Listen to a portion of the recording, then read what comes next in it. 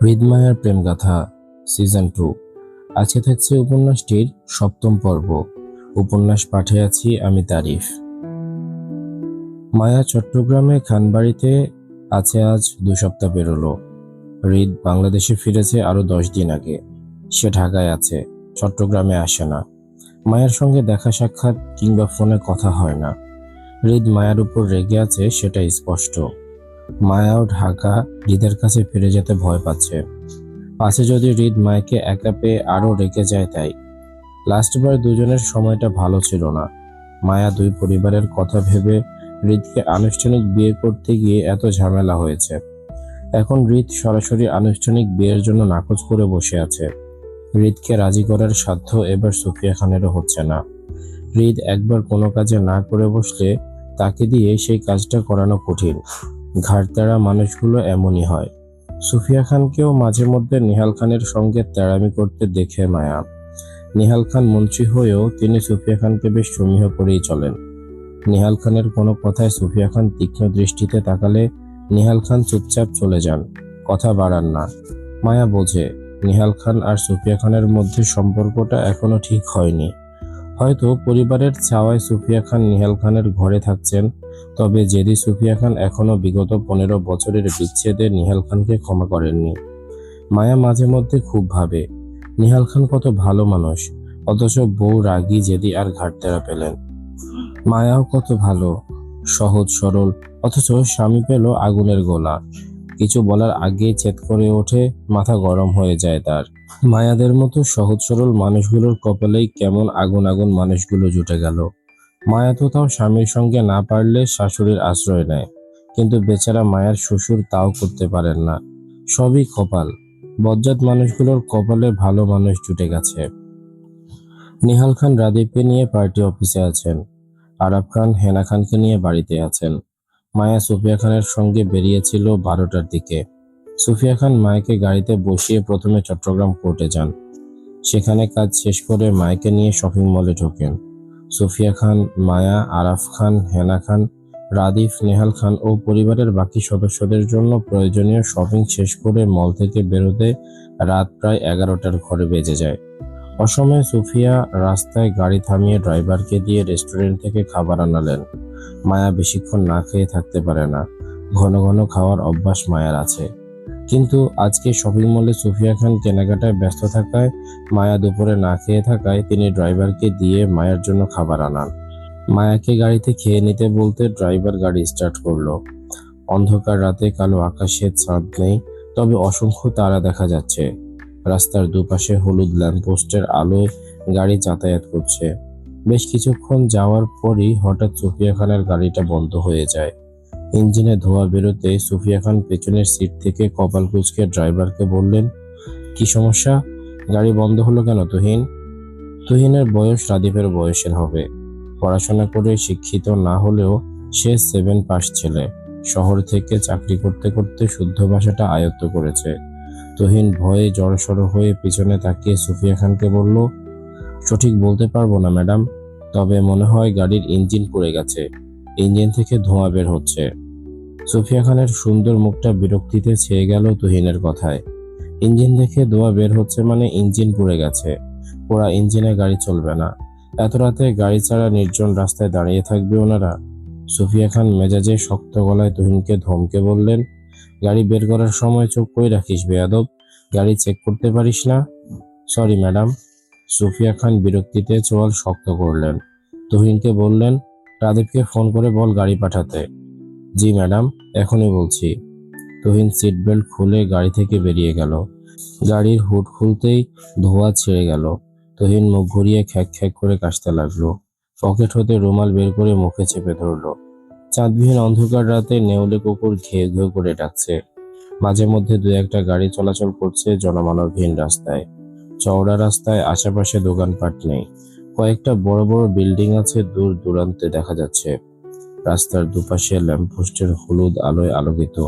তুহিন রুমালে মুখ চেপে পকেট হতে বাটন ফোনটি বের করে ছোট স্যার নামক সেভ করা নাম্বারটিতে কল মেলাতেই শুনতে পেল ফোনের মহিলাটি একবার বাংলায় ও একবার ইংরেজিতে তাকে সংকেত দিচ্ছে ফোনে ব্যালেন্স নেই বলে। তুহিনের ফোনের ব্যালেন্স কালই শেষ হয়ে গিয়েছিল। টাকা লোড করবে করবে ভেবেও মনে ছিল না ফোন রিচার্জ করতে। এখন এই কথাটা সুফিয়া খানকে বলতে তুহিন ভয় পাচ্ছে। প্রথমত গাড়িতে পানি নেই, সেটা চেক না করে ভালো গাড়ির ইঞ্জিন পুড়িয়ে মাঝরাতে দাঁড়িয়ে আছে ওরা। এটা একটা অপরাধ। তারপর আবার ফোনে টাকা নেই যে রাদীপ স্যারকে বলবে নতুন গাড়ি পাঠাতে তাদের জন্য। সুফিয়া খান যে মেজাজি মানুষ, ওনার ভয়ে পুরো খানবাড়ি চুপসে থাকে। হৃদ খান বাদে বাড়ির সকলে সুফিয়া খানকে ভয় পায়। মন্ত্রী নিহাল খানও বউকে সমীহ করে চলেন। সুফিয়া খান যা বলে তাই মেনে চলেন। যেখানে মন্ত্রী নিজে বউয়ের কাছে সারেন্ডার করে, সেখানে বাকিরা তুচ্ছ। এমন না সুফিয়া খান কাউকে বুকে চোখে শাসনে রাখেন। সুফিয়া খানের প্রখর দৃষ্টি আর তীক্ষ্ণ কথাবার্তায় সকলে ভয়ার্ত থাকে। বিশেষ করে সুফিয়া খান যখন কারো লুকায়িত বিষয়গুলো চট করে বুঝে ফেলেন, তখন তাদের ভয় হয়। সেজন্য খানবাড়ির কাজের লোকেরা অন্য সবার সাথে মিথ্যা বললেও বা কাজে ফাঁকি দিলেও সুফিয়া খানের সামনে সবাই সতর্ক হয়ে যায়। সুফিয়া খানকে কে কাজে ফাঁকি দিচ্ছে বা কি মিথ্যা বলছে সেটা তিনি চট করে বুঝে যান। সেজন্য কেউ সুফিয়া খানকে মিথ্যা বলার চেষ্টা করে না, সবাই সত্যটাই বলে। তুহিন ভয়ে ভয়ে সুফিয়া খানের পাশে গাড়ির কাঁচের ওপর টোকা দিতেই সুফিয়া খান কাঁচ নামালেন। তুহিন ভয়ে আমতা আমতা করে বলল, ম্যাডাম, গাড়ির ইঞ্জিন পুড়ে গেছে। সেটা শুনেছি, এক কথা বারবার রিপিট করে মেজাজ খারাপ করছিস কেন? রাদীপকে ফোন দে, বল গাড়ি পাঠাতে। তুহিন ভয়ার্ত ভঙ্গিতে থমথমে মুখে বলল, ম্যাডাম, আমার ফোনে টাকা নাই। এই মুহূর্তে তুহিনের এই কথাটা বেমানান লাগলো। সুফিয়া খানের রাগী মুখটা বিরক্তিতে ছেয়ে গেল। তিনি বিরক্তির দৃষ্টিতে তুহিনের দিকে তাকাতেই তুহিন তৎক্ষণাৎ ভয়ার্ত ভঙ্গিতে বলল, sorry madam. Shut up idiot. Yes madam. Get out. জি ম্যাডাম। তুহিনের ম্যাডাম ম্যাডাম কথায় মায়া পাশ থেকে পিক করে হেসে ফেলল। গাড়িতে বসে সুফিয়া খানের কিনে দেওয়া ফ্রেঞ্চ ফ্রাই চিবুচ্ছিল মায়া। গাড়ির ইঞ্জিন পুড়েছে সেটা ও শুনেছে, তবে সে বিষয়ে চিন্তিত নয়। যেখানে চতুর শাশুড়ি আছে সেখানে মায়ের এত চাপ নেওয়ার দরকার নেই। মায়ের স্বামী আর শাশুড়ি দজ্জাল হলেও তাদের সাথে থাকাকালীন কোনো বিপদ হলে মায়ের কোনো ব্রেন খরচ করে বুদ্ধি বের করতে হয় না। দেখা যায় মায়া বুদ্ধি বের করতে করতে তারা বিপদের সমাধান করে ফেলে। এই একটা বিষয়ের জন্য মায়ার এক্সপার্ট স্বামী আর শাশুড়িকে ভালো লাগে। দজ্জাল হয়েও কাজের মানুষ তারা। মায়ার হাসিতে সুফিয়া খান বিরক্তির চোখে মায়ের দিকে তাকাতেই মায়া চুপ করে গেল। ফ্রেঞ্চ ফ্রাই মুখে দিয়ে পাশ ফিরে গেল হাসি আটকাতে। সুফিয়া খান নিজের ব্যাগ হতে ফোন নিয়ে রাদীপকে কল করতে গেলে দেখলেন ফোনটা বন্ধ। সারাদিনের ব্যস্ততায় ওনার ফোনটা বিকেলে বন্ধ হয়ে গিয়েছিল, সেজন্য তুহিনকে বলেছিলেন কল করতে। সুফিয়া খানের বিরক্তি বাড়ে। মায়াকে বললেন, তোমার ফোনটা কই দাও। মায়া পাশ ফিরে সুফিয়া খানকে বলল, আমি ফোন আনিনি আম্মু, বাসায় রেখে এসেছিলাম। সুফিয়া খান বিরক্তি নিয়ে গাড়ি থেকে বেরিয়ে গেলেন। সব ঝামেলা একত্রে লাগে। সুফিয়া খানের পেছন পেছন মায়াও গাড়ি থেকে বেরোলো, হাতে ফ্রেঞ্চ ফ্রাইয়ের বক্স নিয়ে। তুহিন গাড়ির হুড খুলে ইঞ্জিনের সামনে দাঁড়িয়ে আছে। রাত তখন 12টা পেরিয়ে। মাঝ রাস্তায় মধ্যরাতে সুফিয়া খান আর মায়াকে একাকী রেখে গ্যারেজ খুঁজতে যেতে ভয় পাচ্ছে তুহিন। সেজন্য সেও সুফিয়া খানের সঙ্গে রাস্তায় দাঁড়িয়ে কোনো গাড়ি থেকে সাহায্য নেওয়ার চিন্তা করছে। সুফিয়া খান অন্ধকার রাস্তায় আশপাশটা পর্যবেক্ষণ করলো। এই রাস্তাটা নির্জন, জনমানবহীন। তার মানে এখানে বেশিক্ষণ দাঁড়িয়ে থাকা নিরাপদ নয়। সুফিয়া খান কিছু ভাবলেন। তুহিনকে বলল, আশেপাশে কোথাও গ্যারেজ আছে কিনা গিয়ে খোঁজ করো যাও। সুফিয়া খানের আদেশে তুহিনকে নড়তে না দেখে সুফিয়া খান রেগে গেলেন তুহিনের গাফিলতি দেখে। তিনি তুহিনকে ধমকে বললেন, কিছু বলছি কানে যাচ্ছে না তোর, নাকি ভয়টা হয়ে গেছিস? ম্যাডাম, আপনাদের এত রাতে নির্জন রাস্তায় একা রেখে যাওয়াটা ঠিক হবে না। সেজন্য তুহিনকে বলতে না দিয়ে সুফিয়া খান বলল, যা সমস্যায় ফেলার সেটা করে ফেলেছিস, এখন আলগা পিরিত না দেখিয়ে গ্যারেজ কোথায় আছে সেটা খুঁজতে যা। গো। জি ম্যাডাম। সুফিয়া খানের ধমকে তুহিন না চাইতেও সে গ্যারেজের খোঁজে বেরিয়ে গেল। মায়া সুফিয়ার সঙ্গে গাড়িতে পিঠ ঠেকিয়ে, সে তখনও ফ্রেঞ্চ ফ্রাই চিবুচ্ছে। সুফিয়া খান মায়ের পাশ থেকে সরে গাড়ির ইঞ্জিনের সামনে ঝুঁকে পড়লেন। গাড়ির ইঞ্জিনটা কেন পুড়েছে তিনি সেটা দেখছেন। গাড়ির টুকটাক কাজ তিনি জানেন, সেই অভিজ্ঞতায় ইঞ্জিন চেক করছেন। মিনিট 20-এর মধ্যে হঠাৎ মায়ের ভয়ার্ত ডাক শুনে সুফিয়া খান গাড়ির ইঞ্জিন থেকে মুখ তুলে উঁকি মারতে দেখলেন 3টে হালকা পাতলা গঠনের ছেলে মায়াকে ঘিরে দাঁড়িয়ে উত্ত্যক্ত করছে। মায়া ভয়ে গাড়ির সঙ্গে ছিটিয়ে সুফিয়া খানকে বারবার ডাকছে। ছেলেগুলো মায়াকে বেরোনোর রাস্তা দিচ্ছে না। সুফিয়া খান বিরক্তিতে বললেন, কিরে ভাই, কি সমস্যা? এই পথ ছাড়োর, আসতে দে। হই হই করে কালো লম্বাটে চেহারার একটা ছেলে বলল, কেন পথ ছাড়ো? আপনার মাইয়া এখন আমাগর। আমরা আগে আপনার মাইয়ারে জামাইয়ের আদর সোহাগ করবো, এরপর মাইয়া ফেরত পাইবেন শাশুড়ি আম্মা। সুফিয়া খান কোমর সোজা করে উঠে দাঁড়ালেন। নির্জন রাস্তায় দুটো মেয়ে মানুষ ভেবে বখাটে ছেলেগুলো উৎপাত করছে। ইঞ্জিনে হাত দেওয়ায় সুফিয়া খানের হাতে কালি লেগেছে। তারপরেও তিনি দুহাতে ধুলা পরিষ্কার করার মতন তালি দিতে দিতে বললেন, শাশুড়ি আম্মা যখন ডেকেছিস, তাহলে কাছে আয়, জামাই আদর করি। মেয়েকে ঘটা করে তোদের হাতে সঁপে দেব, আয়। সুফিয়া খানের হেয়ালি কথায় ছেলেগুলো মজা পেল। দুটো মেয়ে মানুষ একা রাস্তায় তিনটে ছেলের সাথে পারবে না, এটা বখাটে ছেলেদের ধারণা। শফিক, পলাশ, শ্যামল, তিনটে ছেলের নাম। শফিক পাটকাঠির মতো লম্বা, পলাশ শ্যামল সুফিয়া খানের চেয়েও অনেকটা খাটো। সুফিয়া খানের থুতনি বরাবর দুজন। গাঁজাখোর নেশায় আসক্ত ছেলেগুলোর চোখ মুখ দেখে বোঝা যাচ্ছে মায়া ভয়ে কাঁপছে। শফিক মায়ের এক হাত চেপে ধরে রেখেছে।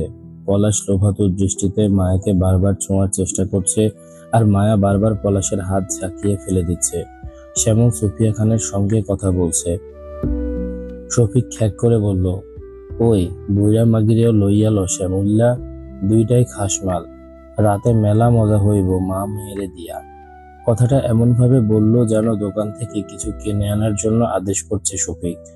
মায়া এবার ভয়ে কেঁদে দিবে প্রায়। সুফিয়া খান শফিকের কথায় মজা পেলেন।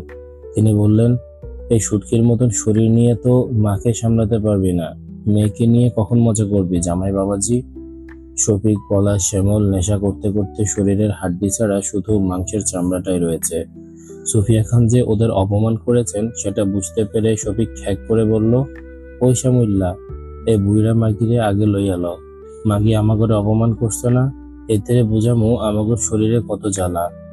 শ্যামল রাগে বেশ তেজ দেখিয়ে সুফিয়া খানের দিকে গজগজ করে এগোতেই সুফিয়া খান দক্ষ হাতে চট করে শ্যামলের ঘাড় চেপে পোড়া ইঞ্জিনের ভিতরে মুখ ঢুকিয়ে গাড়ির হুড দিয়ে চাপা মারতেই গগন কাঁপিয়ে চিৎকার করে দাপাতে লাগলো শ্যামল ছেলেটি। গরম ইঞ্জিনের কারণে মুখ পড়ে যাচ্ছে ওর, কিন্তু উঠতে পারছে না সে।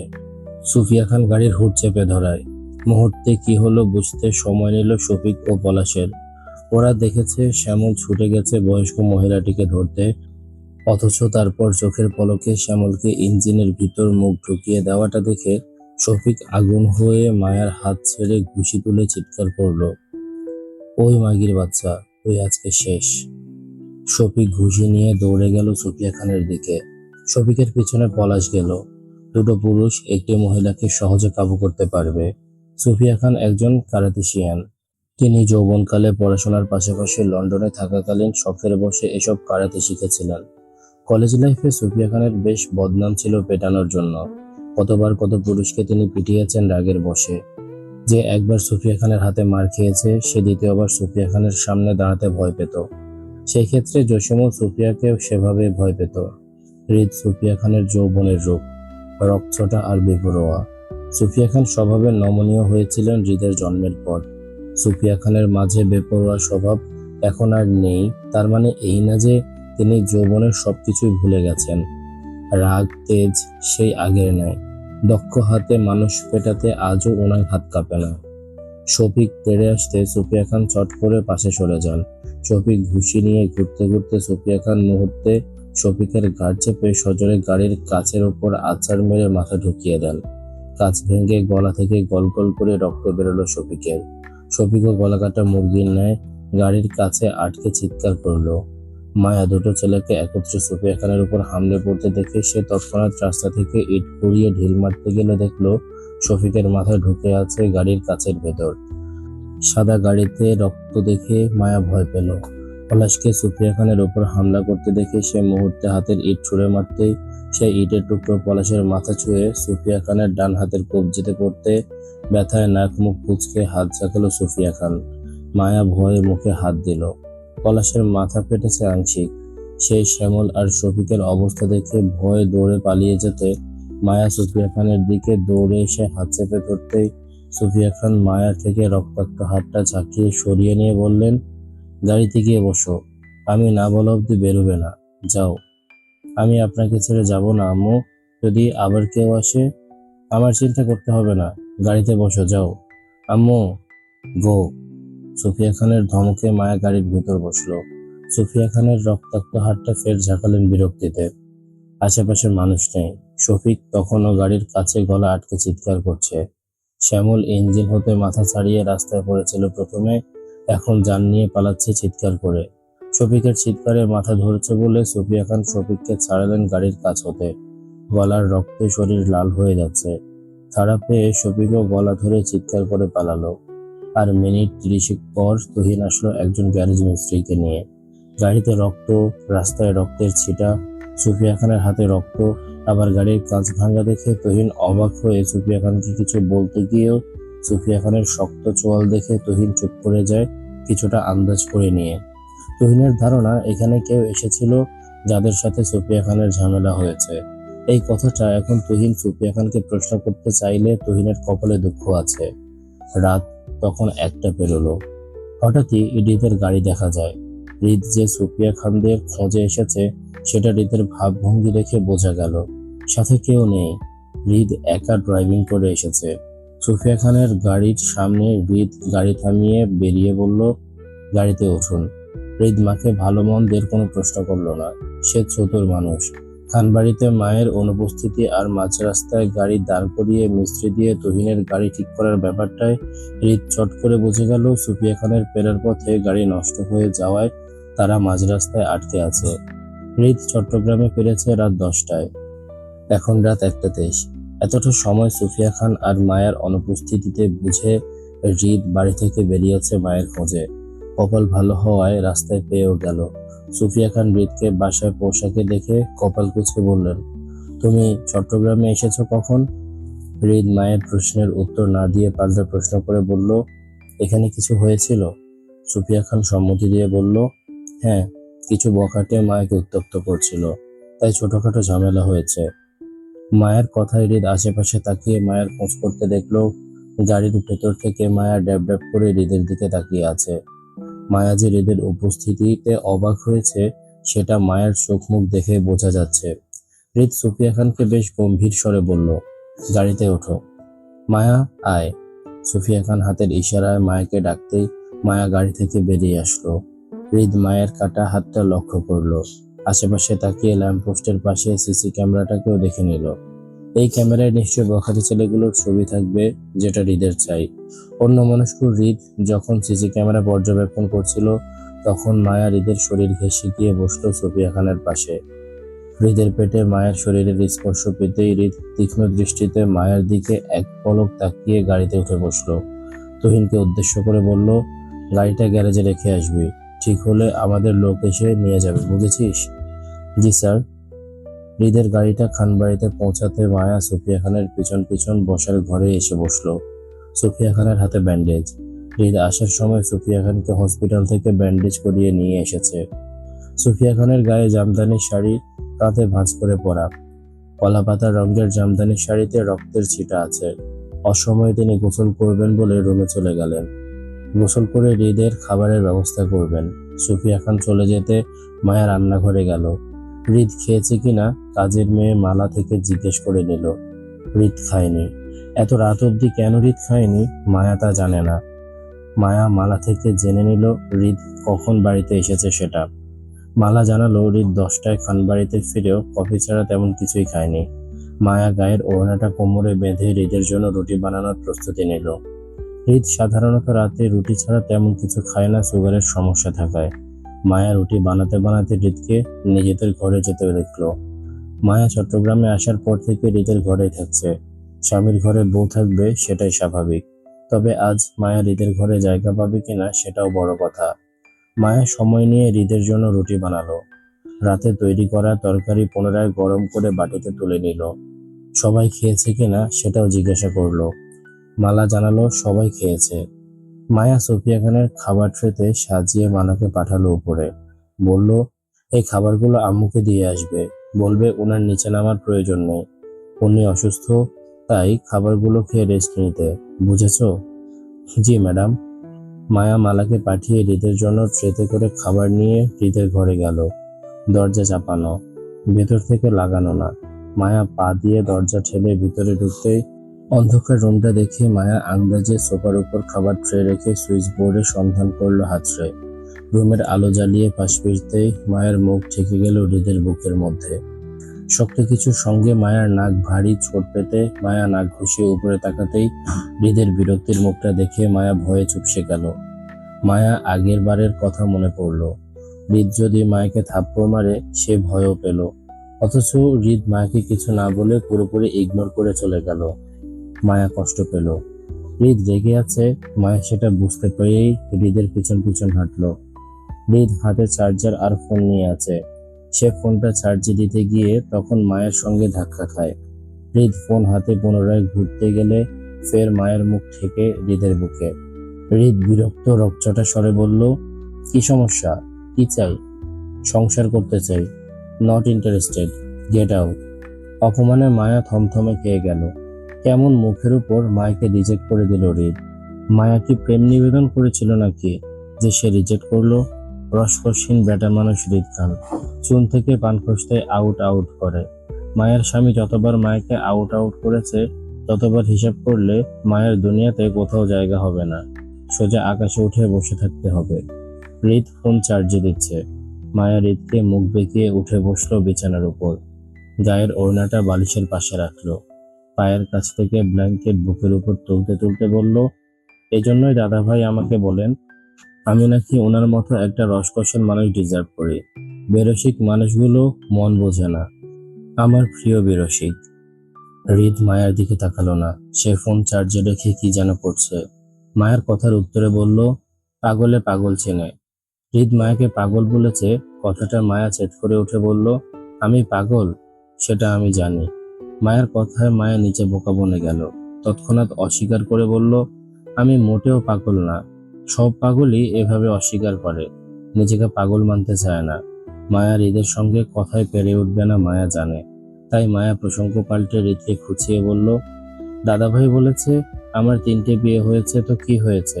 আমাকে ওনার মতো একটা রসিক মানুষ দেখে আরো একটা বিয়ে দিবেন। ছেলেদের 4টে বিয়ের নিয়ম আছে, কিন্তু মেয়েদের তো বিয়ের লিমিট নেই, আনলিমিটেড। একটা ছেড়ে আরেকটা করো। মায়ের ফাজলামো কথায় হৃদ দাঁতে দাঁত পিষল। চোয়াল শক্ত করে মায়ের দিকে তাকিয়ে বলল, আউট। মায়া হৃদকে পাত্তা দিল না, বরং একইভাবে বলল, কিসের আউট? হ্যাঁ, আমি কি আপনার ঘরে থাকি নাকি যে আউট হব? আমি শ্বশুরের ঘরে শাশুড়ির ছেলে নিয়ে থাকি। শাশুড়ির ছেলে আমার দলিল করা সম্পত্তি, আর সম্পত্তি কেউ হাতছাড়া করে না, বুঝেছেন? কথা বলে মায়া চট করে ব্ল্যাঙ্কেট মুড়িয়ে শুয়ে পড়ল। মায়া ব্ল্যাঙ্কেটের নিচেও হৃদের রাগের আভাস করতে পারল। সময় যখন সেকেন্ড থেকে মিনিট পেরিয়ে প্রায় ঘন্টার কাছাকাছি, তখন মায়া ব্ল্যাঙ্কেটের নিচতে উঁকি মেরে দেখলো হৃদ সোফায় বসে মায়ের আনা খাবার খাচ্ছে। খাবার প্রায় শেষের দিকে। তক্ষুনি খাওয়া দাওয়া শেষ করে হৃদ নিশ্চয় বিছানায় শুতে আসবে। মায়া ঘুমের ভান ধরে শুয়ে রইল। হৃদ যখন বিছানায় আসবে তখন ঘুমের ভান ধরে নড়ে চড়ে হৃদের বুকে ঠাঁই করে নেবে সে। মায়ার ভাবনা অনুযায়ী অধীর আগ্রহে হৃদের অপেক্ষা করতে করতে সে নিজেই একটা সময় পর ঘুমিয়ে গেল হৃদ বিছানায় আসার আগেই। হৃদ কখন বিছানায় এসেছে মায়ের জানা নেই, তবে মায়ের মনের চাওয়া হৃদ পূরণ করেছে। ঘুমন্ত মায়া সারা রাত হৃদের বুকে ঠাঁই পেয়েছে, আরাম করে হৃদের বুকে ঘুমিয়েছে। কিন্তু সকালে মায়া ঘুম থেকে ওঠার আগেই হৃদ মায়াকে নিজের থেকে সরিয়ে দেয় এবং মাঝে লম্বা একটা বালিশ থাকে, যেন মায়া ঘুম থেকে উঠে বুঝে সে রাতে হৃদের কাছে ঠাঁই পায়নি সেটা। এই ছিল আজকের পর্ব। কেমন লেগেছে তোমাদের কমেন্ট করে জানাও। দেখা হচ্ছে পরের পর্বে। ততক্ষণ পর্যন্ত সবাই ভালো থাকো, সুস্থ থাকো। আজকের মতো আমি তারিফ এখানে বিদায় নিচ্ছি। আল্লাহ হাফেজ।